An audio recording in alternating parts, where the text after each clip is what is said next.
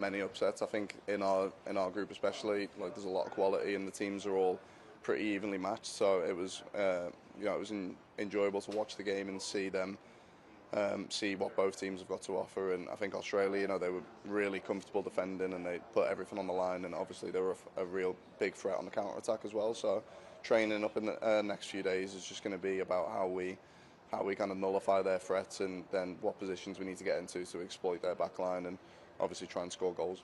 What was it like to see the team click? I mean, it was the first time that coach has had his first choice 11. Everyone just seemed to have a great game. What was it like to feel that? Brandon, when you guys were watching? It was really, it was a really fun game to be a part of. I think since I've been with the national team, that's probably my favourite game.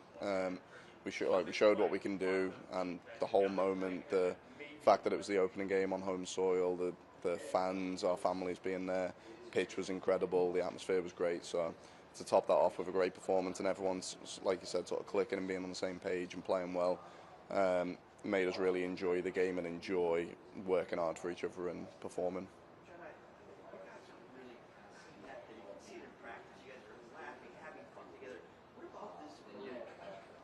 Special that you guys really get on. It's been the best sort of core that you've ever been around. That's difficult to say because over the year, this is 8 years for me now, and I feel like we've always had a really close group, and especially around tournament times and around World Cups, you spend more time together on and off the pitch and bonding and really taking in the moment. So I think the fact that you've got guys who've obviously been here before and played at a World Cup and new lads who are taking it in for the first time, and people coming from different club situations, moves, and even players like myself coming from different backgrounds, stuff. We all come together and there's just a really brotherly feeling, and it makes it special and makes you all want to play well for each other. Did you watch the Argentina game at all? Yeah, we had it on the dinner. Yeah. What was the atmosphere like with the guys? Like Brendan said, like chanting Messi, Messi, Messi. Don't remember that, to be honest. That might have been when I left to pack my bags, to be honest. But yeah, he was obviously Messi. Messi played really well, got a hat trick, which is nothing short of what anyone expects from him. And Argentina continue to show that they want to defend their trophy. So it'll be interesting to see how they do. And yeah, we're enjoying being fans of the tournament as much as playing in it when we get the right chance. When you look at how you guys perform.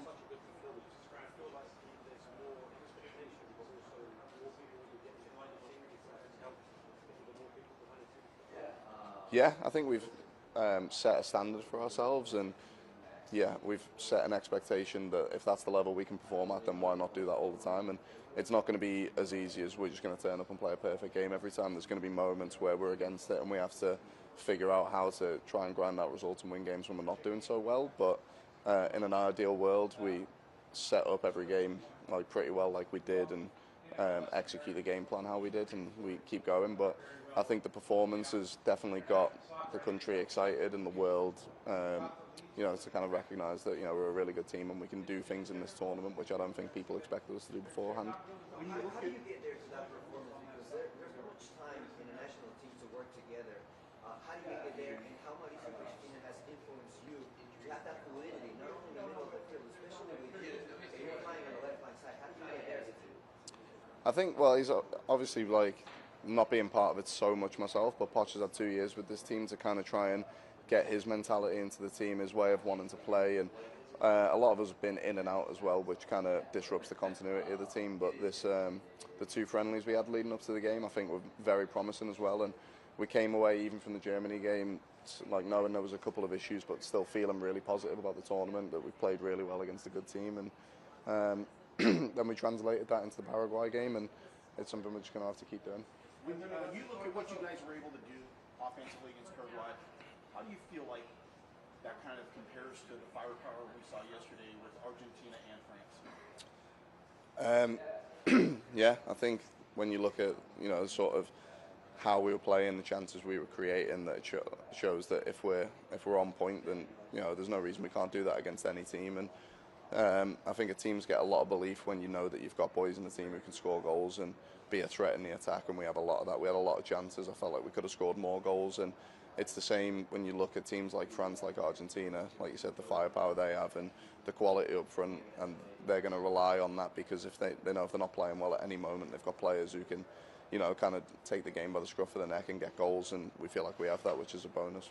Anthony, we talked about the passion of the American fans, and Lumen Field up in Seattle is known as one of the loudest stadiums in the world. So what are you expecting after what you saw Friday at SoFi Stadium?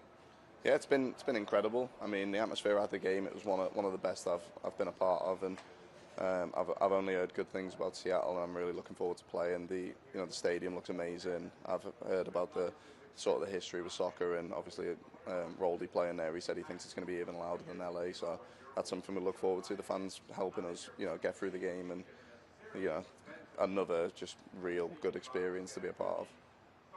Anthony, what's the importance of Christian Pulisic for the team? How do you see him? How do the players see him in the scheme of the way you play? How important is for the team? I think he's an incredible player, and it doesn't matter kind of what happened towards the end of his club where he wasn't scoring, and he was having his own sort of times with the club that weren't as enjoyable as this first half of the season. But we know when he comes to represent the national team that he's going to leave absolutely everything out there, and he's got the quality to play the game as he wants and get us through it. And I think we look at every player as important on the team, but he's one of the leaders of the group, one of the most experienced, and someone we can really lean on. Quick question about the hydration breaks. Everybody's been asking whether they like them or whether not. How exactly do you guys use them? Like, were you around the laptop just like where you were in the pre-World Cup games on Friday? Yeah, we use it as a chance to, for the coach to make little tactical adjustments and obviously hydrate, have a little bit of a rest. And I think, as a player, it's really, it's beneficial. It helps. I certainly know, you can give a little bit more energy if you're going to, have a little bit of a break at some point.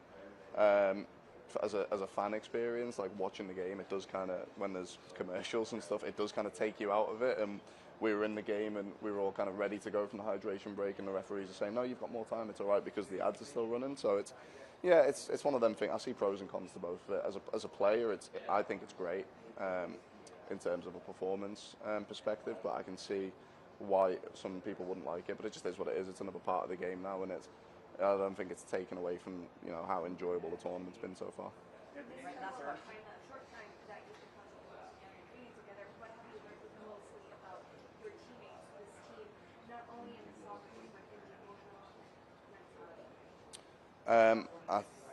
I just think that we really look like a team who are all on the same page of fighting to do something special this summer, and you can see everyone's running that extra 5 yards, sprinting to close stuff down, and there's a real hunger and energy in the team that you want to see. That's kind of the baseline of being able to go and win a tournament. And if we can keep this level up, then I don't see why we'd limit ourselves to not being able to win the whole thing. Thank you.